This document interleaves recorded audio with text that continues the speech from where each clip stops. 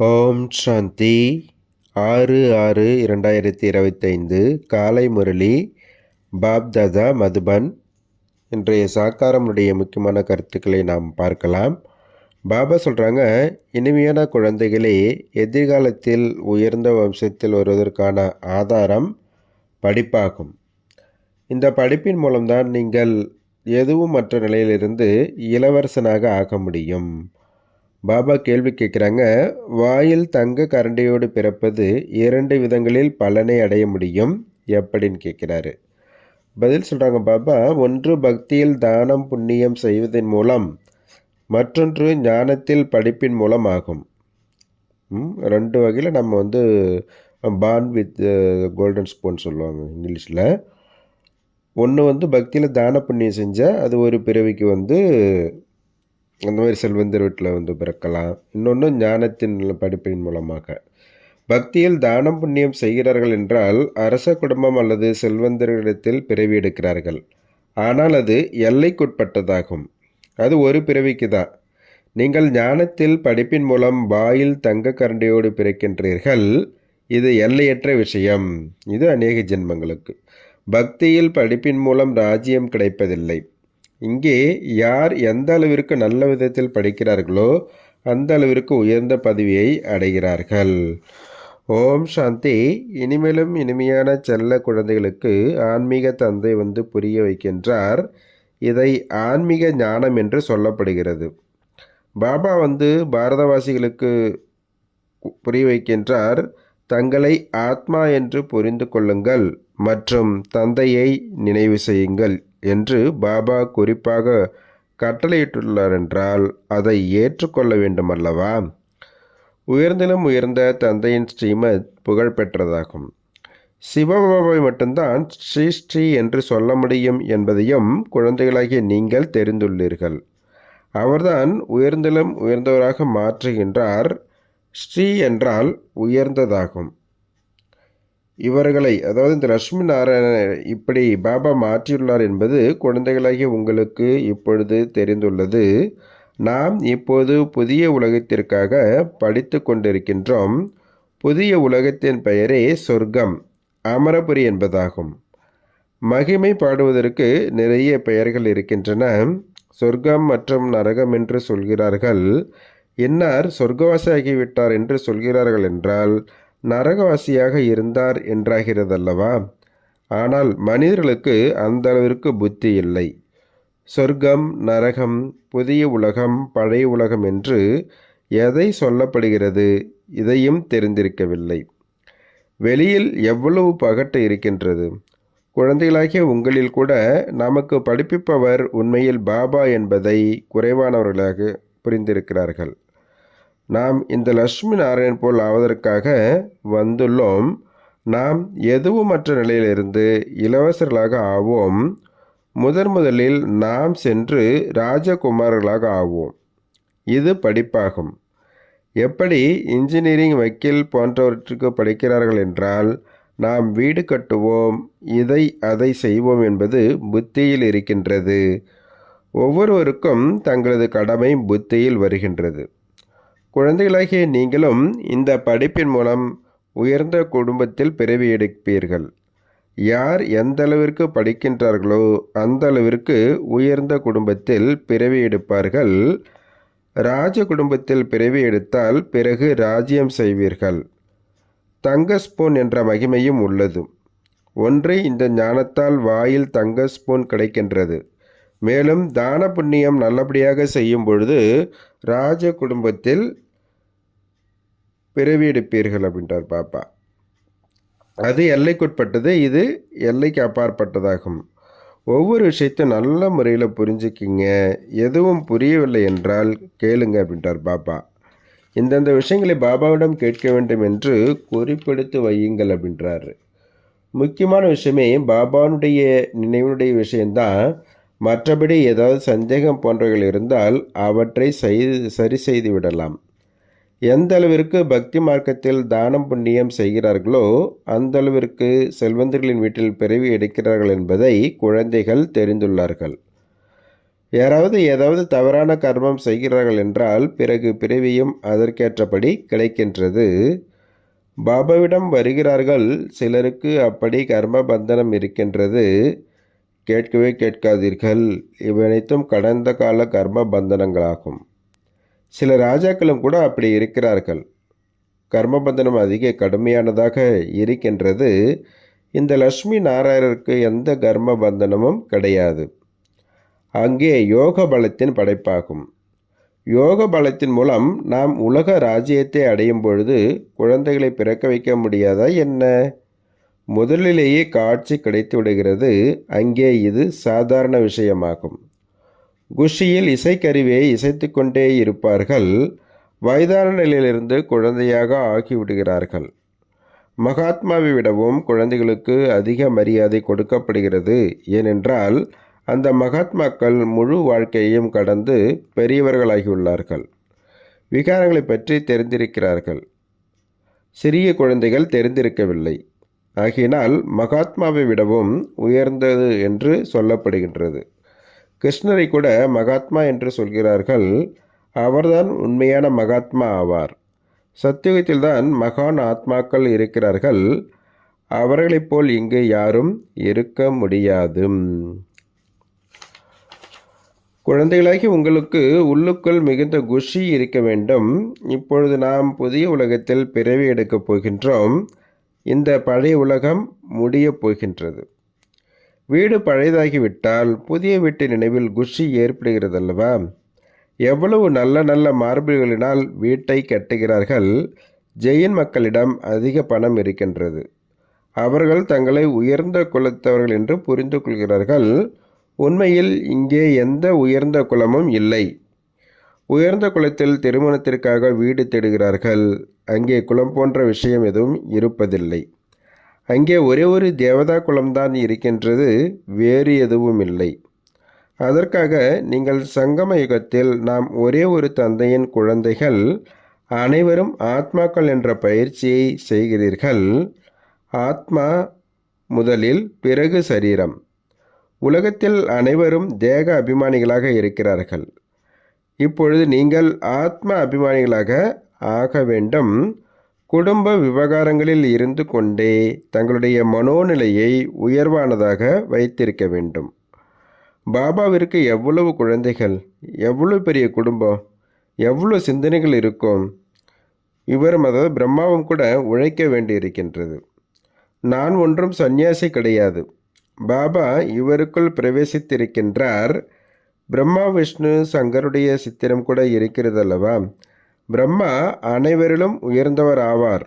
அப்படி என்னும் பொழுது அவரை விட்டுவிட்டு பாபா யாருக்குள் வருவார்? பிரம்மா ஒன்றும் புதியதாக பிறப்பதில்லை. இவரை எப்படி தத்தெடுக்கிறேன் என்று பார்க்கின்றீர்கள் அல்லவா? நீங்கள் எப்படி பிராமணர்களாக ஆகின்றீர்கள் என்ற விஷயங்களை நீங்கள் தெரிந்துள்ளீர்கள். வேறு யார் என்ன தெரிந்து கொள்ள முடியும்? இவர் நகை வியாபாரியாக இருந்தார். இவரை போய் நீங்கள் பிரம்மா என்று சொல்கிறீர்களே என்று கேட்கிறார்கள். இவை மிகவும் ஆழமான விஷயங்கள் அல்லவா? இந்த பிரம்மா பௌதிகத்தில் இருக்கின்றார், அவர் சூட்சுமத்தில் இருக்கின்றார். இவர் தூய்மையாக ஆகி பிறகு அவ்வியஸ்தம பரிஸ்தா ஆகிவிடுகின்றார். நான் இந்த சமயத்தில் தூய்மையாக இல்லை என்று இவர் கூறுகின்றார். சூட்சும பிரம்மாவைப் போல தூய்மையாகி கொண்டிருக்கின்றேன். பிரஜாபிதா இங்கே வேண்டுமல்லவா? இல்லை என்றால் எங்கிருந்து வருவார் அப்படின்றார் பாபா.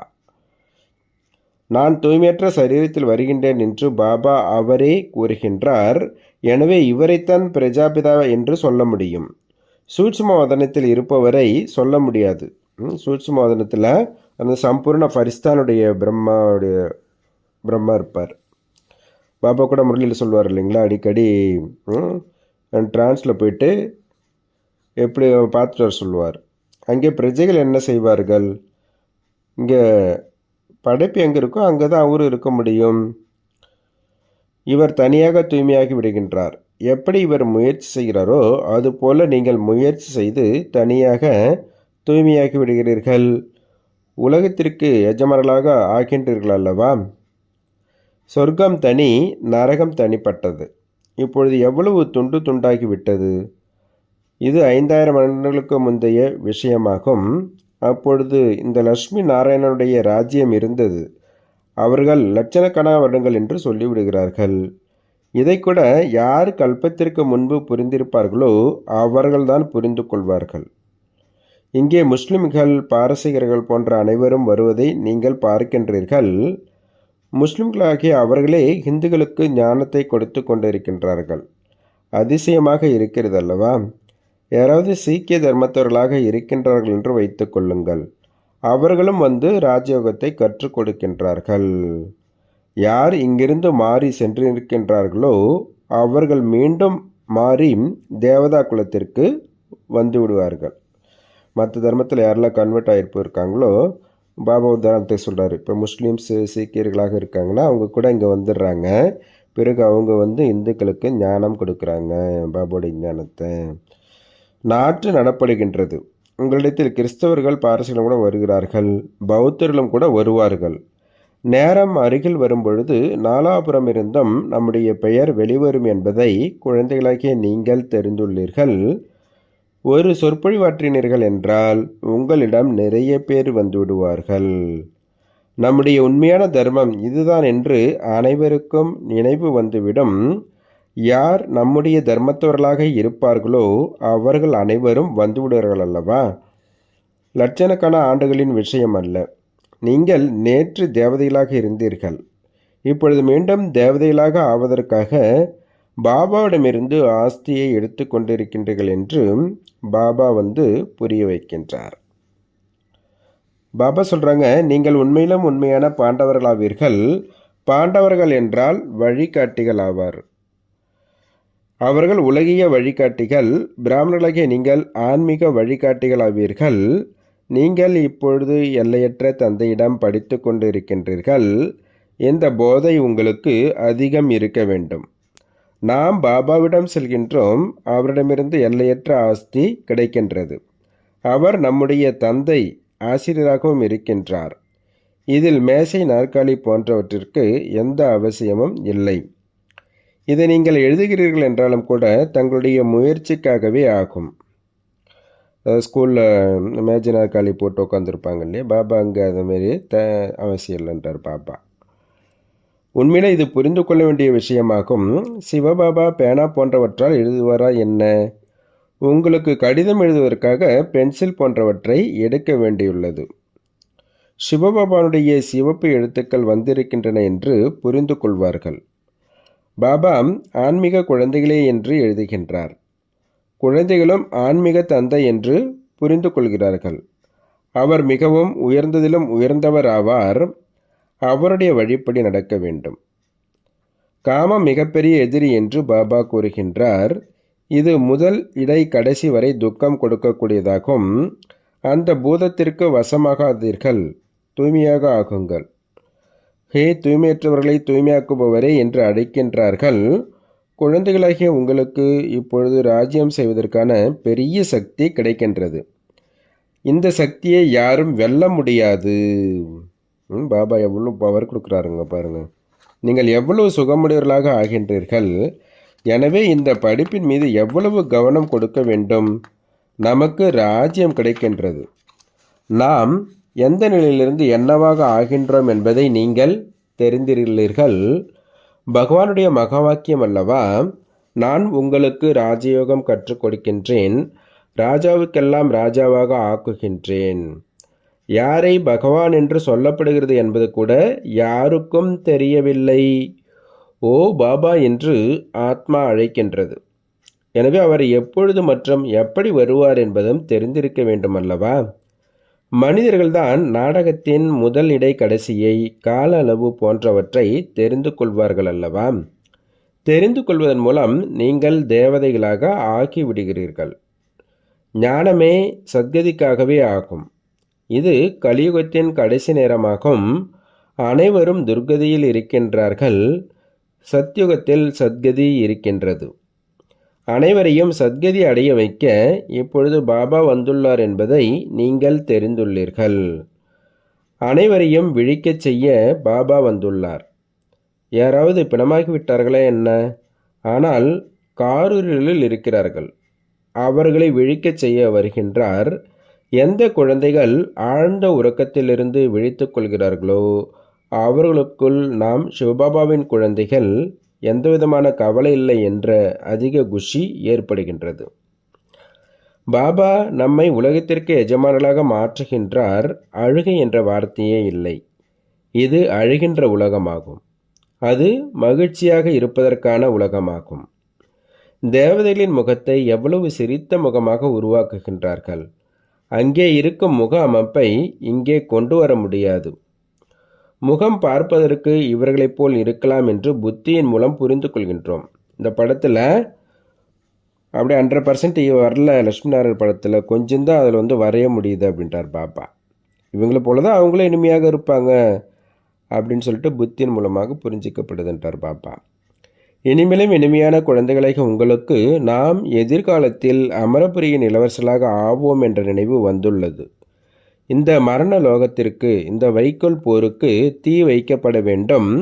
உள்நாட்டு போரில் கூட ஒருவர் மற்றவரை எப்படி கொலை செய்கிறார்கள், நாம் யாரை கொள்கிறோம் என்பது கூட தெரிவதில்லை. குழப்பத்திற்கு பிறகு வெற்றி முழக்கம் ஏற்பட வேண்டும். உங்களுக்கு வெற்றியும் மற்ற அனைவரும் அழிந்தும் போவார்கள். ருத்ர மாலையில் கோர்க்கப்பட்டு பிறகு விஷ்ணுவின் மாலையில் கோர்க்கப்படுவீர்கள். இப்பொழுது நீங்கள் உங்களுடைய வீட்டிற்கு போவதற்கு முயற்சி செய்கிறீர்கள். பக்தி எவ்வளவு பறந்து விரிந்திருக்கின்றது. எப்படி மரத்தின் இலைகள் நிறைய இருக்கிறதோ அதுபோல பக்தி பறந்து விரிந்திருக்கின்றது. ஞானம் விதையாகும். விதை எவ்வளவு சிறிதாக இருக்கின்றது. விதை பாபா ஆவார்.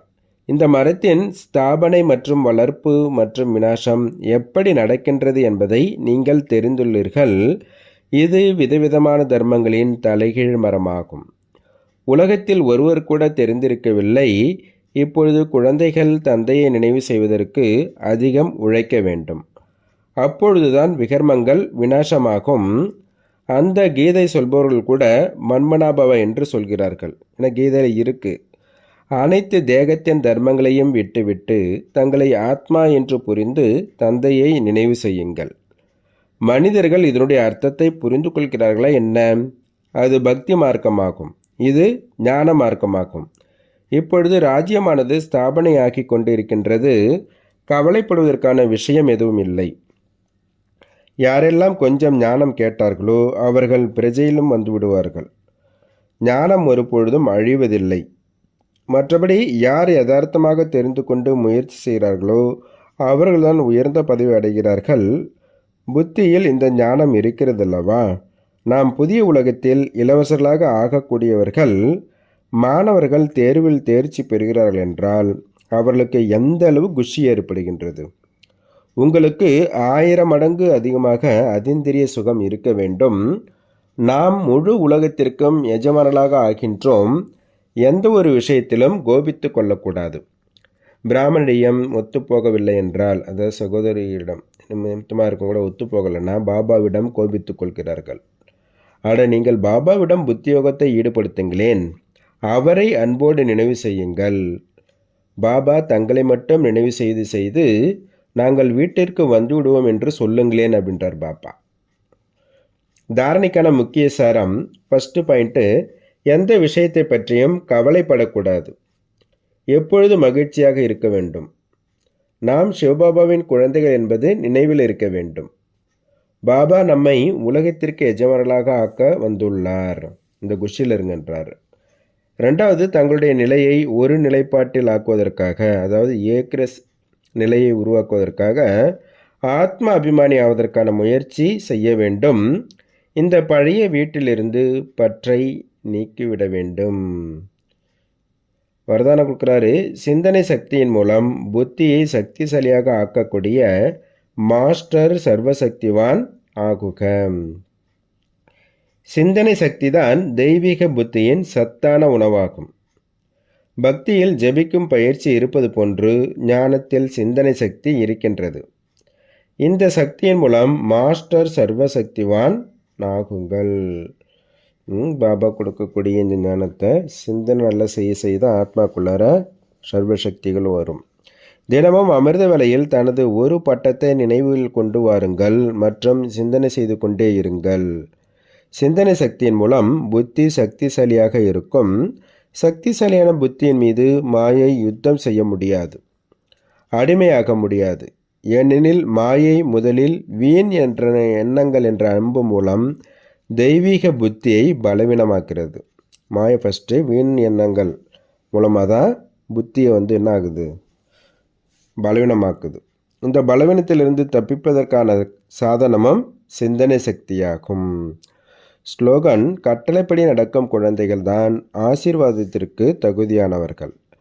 ஆசீர்வாதத்தின் பிரபாவம் உள்ளத்தை சதா திருப்தியாக வைத்து கொள்ளும். நல்லது. ஓம் சாந்தி, ஓம் சாந்தி, ஓம் சாந்தி. நன்றி பாபா.